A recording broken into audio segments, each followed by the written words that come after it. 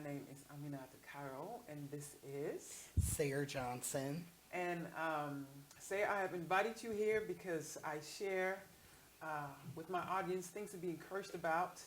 There is a lot going on, and would like to talk to you today about your work as the director of MTUG, as an advocate for the transgender community, but also just about leadership and activism in general. So that's what I wanted to talk with you about and to share that with our audience. So I just mentioned MTUG. People don't know what it is. Can you share it with us? What is MTUG? What is it? So we're a grassroots nonprofit. We're called the Metro Trans Umbrella Group. We're located in the St. Louis, Missouri region, Midwest, deeply Yes, Midwest. yes. We are an advocacy, and we primarily provide social and emotional support for trans expansive adults. We also provide outreach as far as food, clothing, and toiletries.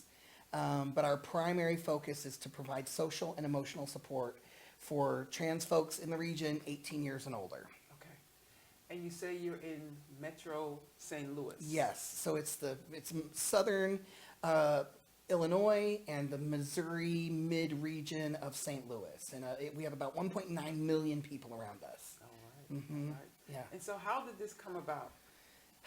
It came about 6, 7, I'll say 10 years or so ago. I started a support group Yeah. called The Locker Room because I came out as a transgender man and I wanted to have support. I wanted to be able to process my newfound privilege with other men who Yeah. were also experiencing privilege in a way that we had not experienced when we were walking in the world being read as women. Yeah. And so, and from that group begat a small dedicated group of leaders, and we wanted to create power for trans expansive folks. We were being left out of conversations.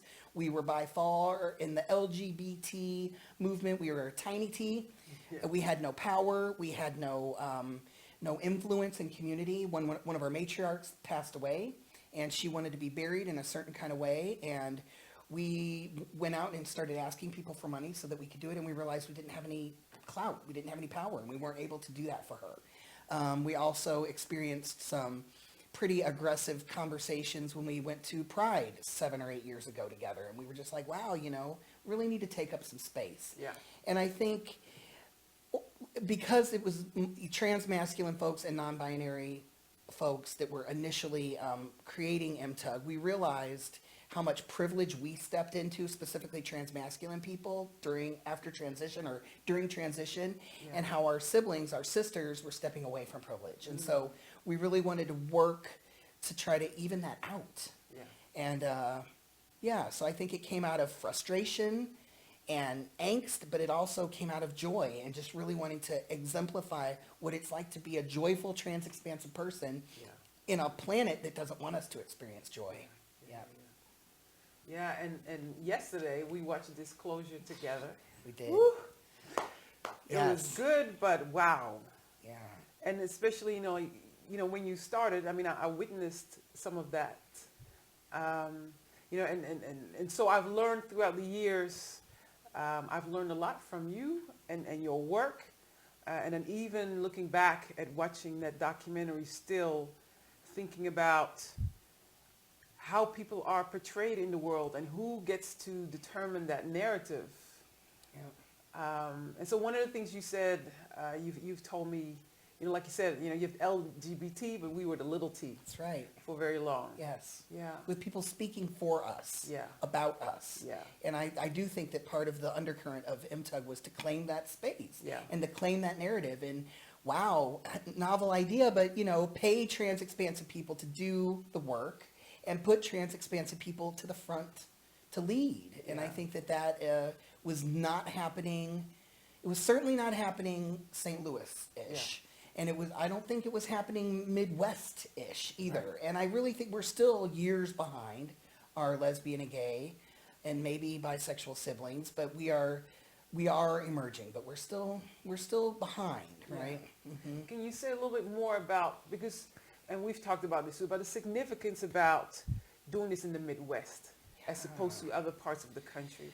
The Midwest, I was born in the South, but I am Midwesty at this point. Yeah. But I think there's this It's a desert of resources. I'll speak specifically to St. Louis. The public transportation, for instance, is abysmal. I mean, not Yeah. only is it challenging to get around with public transportation, it's quite dangerous for many trans folks.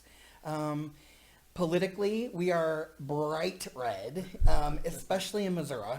And I think that there's just a lack of resources. Really, from hundreds of miles from where we're at our headquarters, there is a desert of resources. Yeah. You go to Chicago, Yeah. maybe go further south to Atlanta, but in between here and there are very few places, and certainly none like MTUG. Right. So yeah, in the Midwest is also like a few years behind, I think politically, movement-wise, with many things, and so we're a trickle-down effect of liberation. Right. But I also think that something happened that was incredibly powerful when Michael Brown was murdered, and I think that it sparked these generally like mild-mannered Midwesty type of folks into like true action and Wow. true power, and really making a declaration that the civil rights movement had stalled out, and Yeah. it was time to ignite it in a way that it really drew people's attention. And I think that was sort of the first 50th wave of it, and Yeah. now we're experiencing it again Right. in just such an intense and amazing way. And I believe that, this region could really lead the way with the way that we are trying to address things head on. And that's so like not typically Midwest. Yeah. Because Midwesty people just they're not confrontational. But the folks that we are surrounding ourselves with and the people in this community and this movement are facing it head on. Wow. Hmm. That's impressive. It's And an exciting. Yes. Yeah, that's exciting. Like, It yay, is exciting. Yay, Midwest. Right. Yeah. Hmm. Can you tell, one of the things that I've noticed throughout the years with MTUG is that, also your population is becoming more diverse. For sure. Your black population Yeah. has grown, because even that, initially they were Oh, not there. Can yes. you tell me a little bit about that journey? Yes, MTUG historically has served white trans expansive people very well. We have been predominantly white from our inception. Of white leadership begats white participants. Sure. And I do believe that there is privilege in being able to go to a support group. I'm going to go to a support group because I have enough support in my life that I can talk about needing more support, right? Yeah, yeah. Like I've got my hierarchy of needs met. And this is not for every support group participant, but right. for the majority of our support group participants, they had their basic needs met. Housing, shelter, food, probably some support, Right. and then they needed that extra. And so historically, in the beginning, yes, wonderful, fantastic.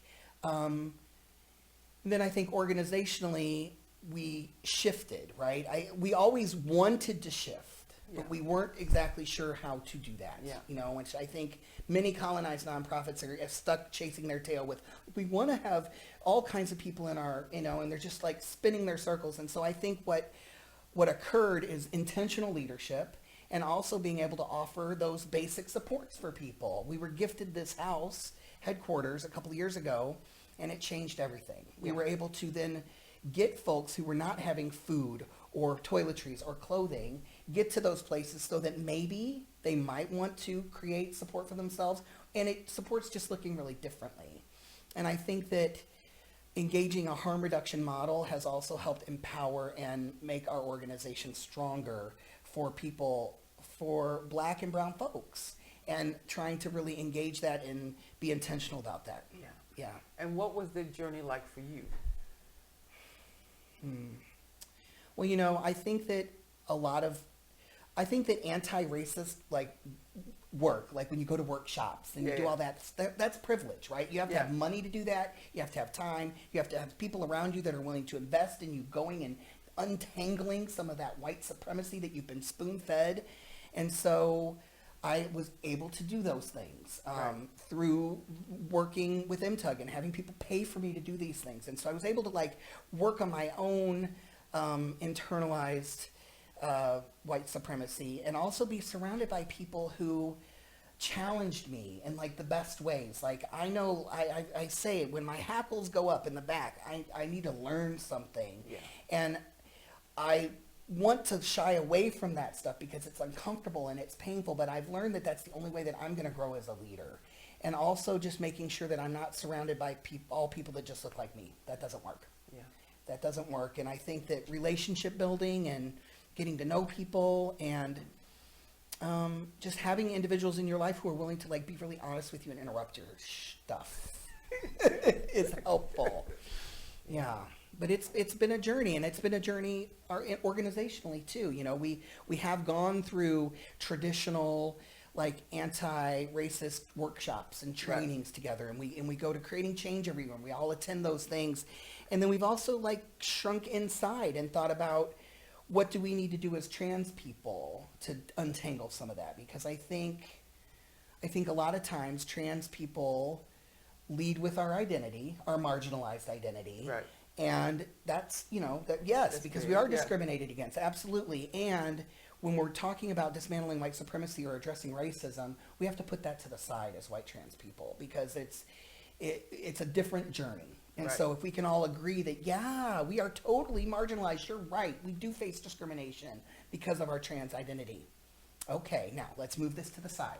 And now let's talk about race and what that looks like with our siblings who are black and trans. What kind of barriers are those folks facing that don't even compare to the barriers that we're facing? So I think facing that stuff head on, you know, tenderly, but also like intentionally with our siblings. I think and there's not really curriculum. Like we're creating our own curriculum around that.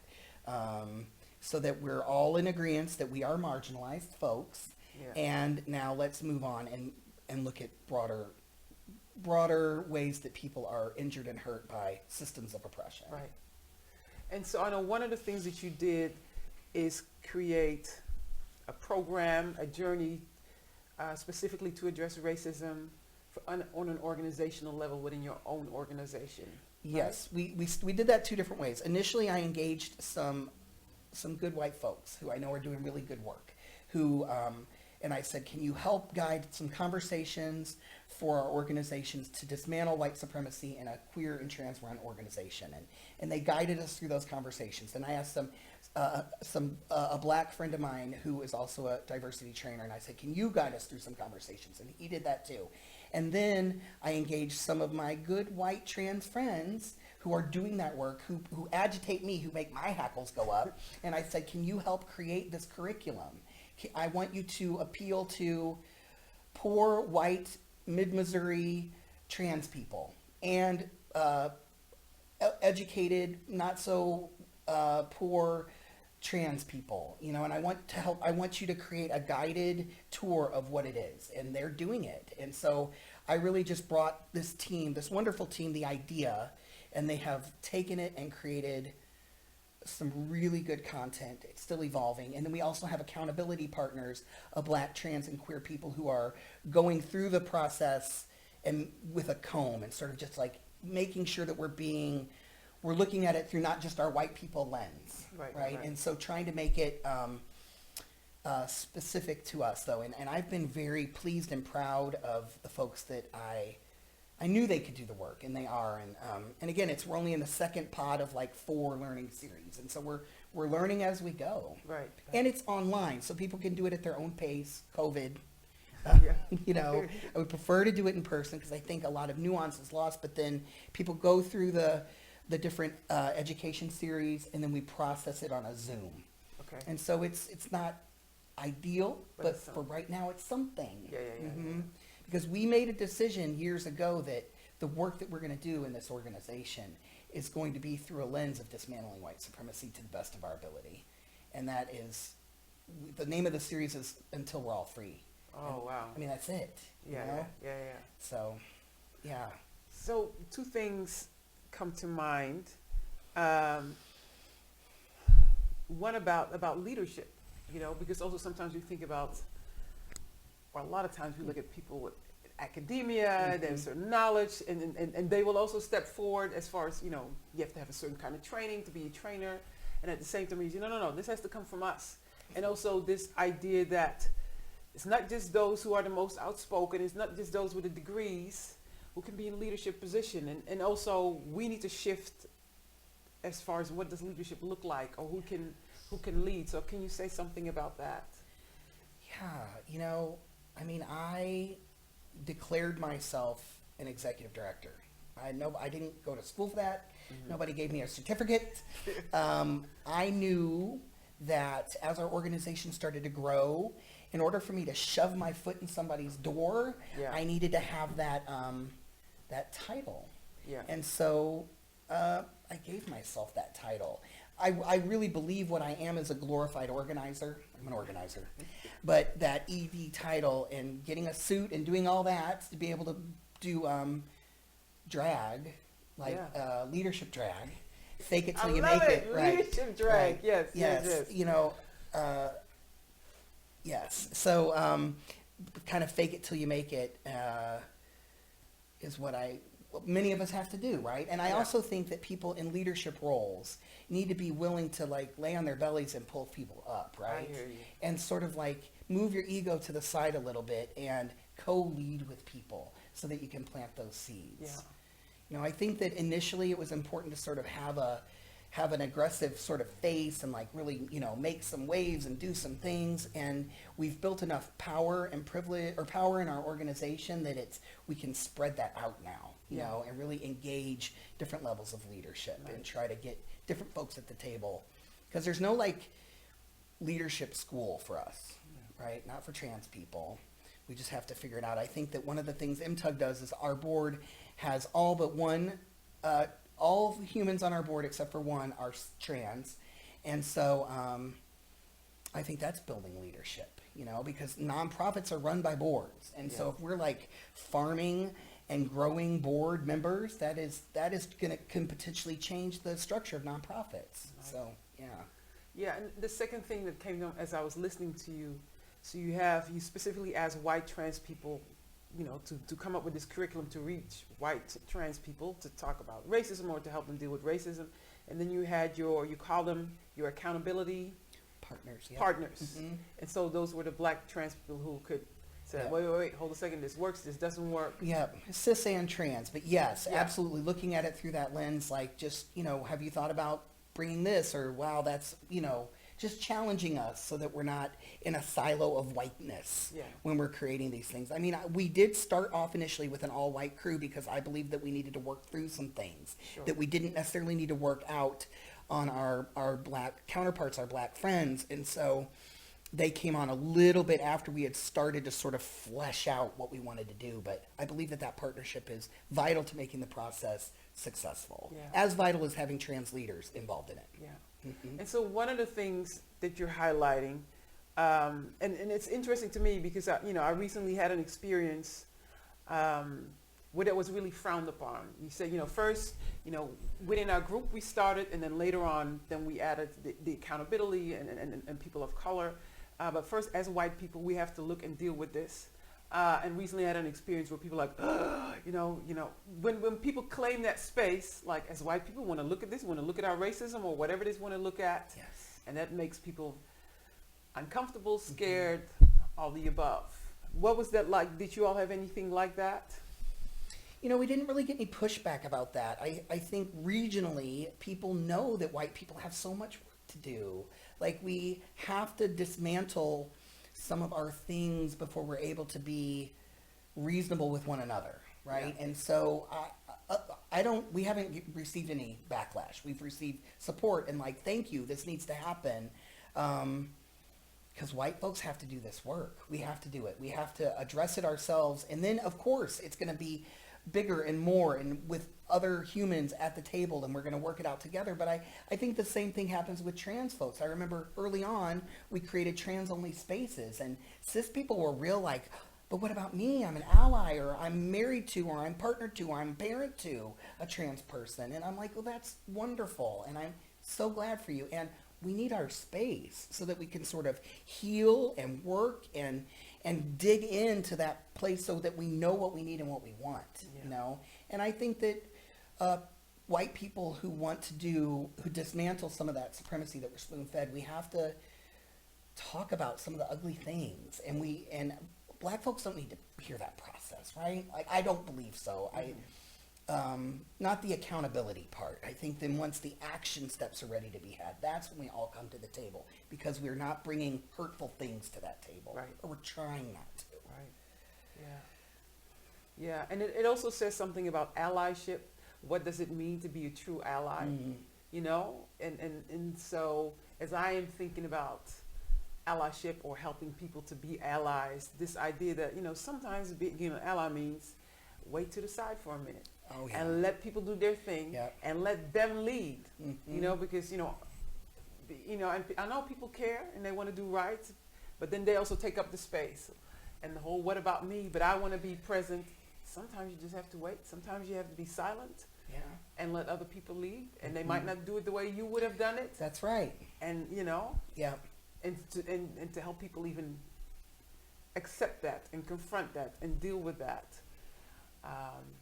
And Yeah. not lay that burden. Because I remember when, you know, in particular with this administration, and I contacted you and said, how's it going? And that's when you said, you know, we need to just sit for a minute and process what this is doing to us. The fact that this administration is coming after us so hard. And that people were upset with, but I'm an ally and I should be in the room. And no. Nope, not here. Not right now. Not right now. But you can provide us a room, and Yeah. you can feed us, Yeah. and you know, bring Yeah. us treats. But we need for you to provide us a space so that we can do some healing and some work. Yeah. Yeah, I think that is, and I'm going to say, as a nonprofit leader, money, putting money into the hands of the people that you want to support, without strings, without reports, with like, I hear you, you know your people better than I do. You're doing work that we're not doing, that we're not going to be able to do. Here are the resources that we have.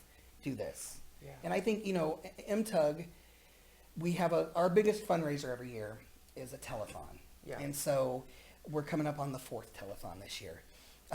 What we have done is 10% of the proceeds of our telethon go right into the hands of Black, trans, and queer people doing the work. We do have Black, trans, and queer people doing the work within MTUG's umbrella, absolutely, but it's not proportionate to the amount of Black, trans, and queer people that there are in the city of St. Louis. And so 10% of our money goes right in to the hands of Black, trans, and queer people doing work without strings, without just, here's some money to take your idea and do it. You know, there's an application process to like tell us your idea, and then I have a team of humans who like pick the ideas and put it out there. But you know, I think that if all nonprofits run by white people made the decision to give 10% of their largest gala or fundraiser right into the hands of the most marginalized folks that they support with under their own umbrellas, that could absolutely shift and change the tide of how nonprofits work, you know? And I think you got that sort of scarce, like, I don't want to give up my little bit of money, but there's abundance, you know, there's so much. Yeah. And some wonderful things have happened because of that. And I think that, you know, part of being a good ally is sharing your money and your resources. Nice. Yeah.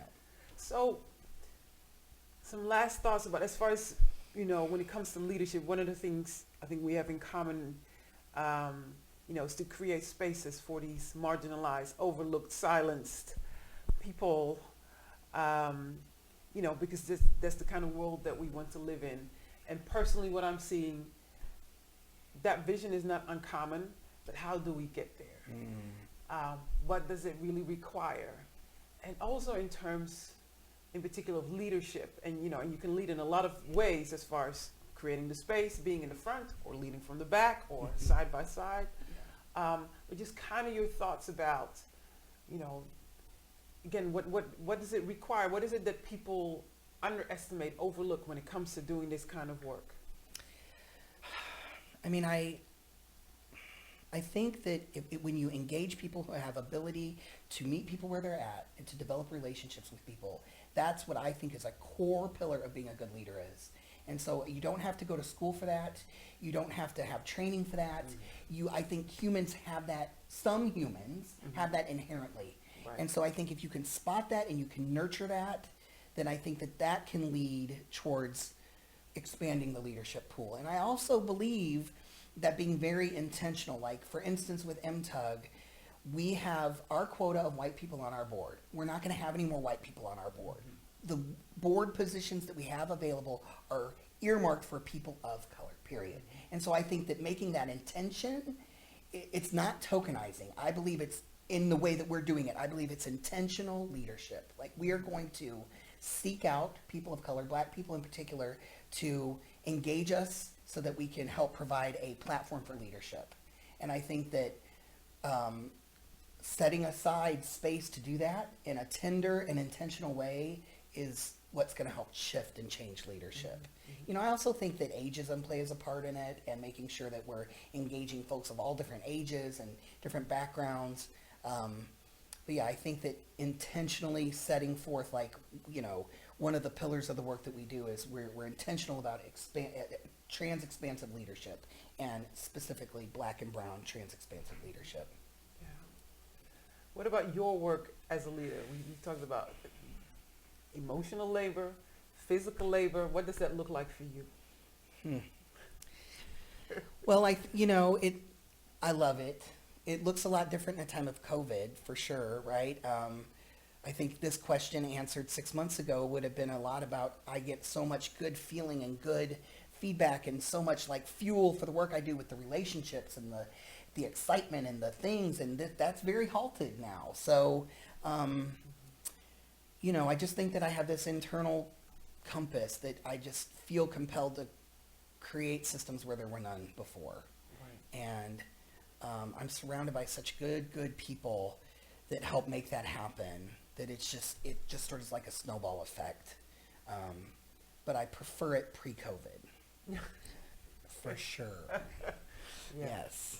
And so, because the work in itself feeds you, in particular the relationships, so how are you fed now? Because you cannot establish the physical interaction. So what keeps you going now? Well, I think I have a small core team of coworkers. That's very vital to my emotional success right now. Therapy is also vital. But knowing that we are putting systems in place for survival for our folks. Like, I know that when I come in here on Tuesdays and Thursdays and we build these packages of food and toiletries for people, we are harm reduction. We are making it so that people do not have to do things with their body or their time that they don't want to get themselves fed, or to get a phone, or to be able to take care of their hair, right? And so that is just, as a social work heart, as a bleeding heart, that is what makes me feel like I'm doing the right thing. And that MTUG has so many policies and procedures at this point now that we've created a real solid base of who we are, that if something were to happen to me, this organization would just keep going, and so that's been really and that's only shifted in the last couple of years because of the amazing leadership that we have, that we're a solid organization, not about one particular human. We're a solid organization because we are an organization, dedicated folks working together. And so what did that work take as far as, because again, you're talking about growing leadership, intentional leadership, and also sustainability. Yes. That if I fall out, it's not like that, and there's plenty of places, where you have the wonderful, charismatic main person, but when that person falls out, then everything falls away. So what have you done to establish that? Well, I intentionally surrounded myself with a few people who had the policy and procedure brain that I do not have. Okay. It was agitated from a point of stress in our organization. It came out of a negative time in our organization, Right. Which was, it kind of frightened, I think, all of us. But through that, I think we could have gone one direction and folded. But we instead, we kind of took that pushback, even though it was given to us in an inappropriate way. And we're like, yeah, you're right. We don't have the policies and procedures that we need. There is no central location with everything. And I engaged a consultant, and Elizabeth, and she helped just really shift the organization. And the board was 100% on board. Yeah. And we had a board retreat that I think really solidified organizationally that we needed to kind of put on our big human pants, right? And stop being such a pop and pop, or a sibling org, and be like a nonprofit, carefully trying to avoid the colonization of the nonprofit. So, finding the balance. And our policies and procedures are probably not exactly what other nonprofits' policies and procedures may be, but they are very true to the work that we're doing here. And we really try to look at it through a justice-oriented lens. Can you tell me a little bit about emotional labor? What does that mean to you in your role as a leader, but also in terms of doing this social justice work in general? God, a friend of mine years ago, Colin Murphy said, welcome to putting your neck out. I hope you got some thick skin. And I don't think that you can be prepared for the amount of thickness that your skin needs to have. And, as a person who gets hate mail from cis people, but also from other trans people challenging me as a person, I mean, that's tough, right? Yeah. And so I think you just have to, I've found that I need to surround myself with people outside of MTUG who don't do the work, who don't care about Sayer Johnson, right. ED, and just like love on me for who I am and who I've been. And so I think that that's been helpful for my own emotional labor process, but also it's been a learning curve of trying to be able to be self-care. Initially, my phone was the phone for MTUG, and that is not sustainable. And so putting those like bigger systems in place so that MTUG has its own phone now, and yeah. My number is private for a few contacts, but mostly my friends and family. Right. And people can get a hold of me with email. And so I think creating those sort of like boundaries of healthiness is important. I think emotional labor wise, like our support group facilitators do an enormous amount of emotional labor. And I think organizationally and leadership wise, I'm still trying to figure out how to be tender with those folks because, they're weekly or monthly, like listening and processing with people, hurtful things. Yeah. They're not like trained professionals. We right. try to provide training, but so I think it's all still just a learning process to figure out what does self-care really look like, and it's evasive and worse during COVID for sure, because self-care for me would be cooking for my support group facilitators out in the backyard, and I can't do that for them right now. Right. So I got to come up with other ways to do it. Right. Are there any things that you still would like to share or add, which you would like people to know? I mean, I think don't take no for an answer. And if people aren't making room for you at their table, bring your own chair. That's it. Yeah. Thank you, Sayer. For sharing with us and for helping us, because we're all searching and we have to learn from each other's stories. But also, one of the things definitely I'm going to take with this idea of intentional leadership. And again, also the bravery and the work that comes with that. That I can definitely pass on. So thank you very much.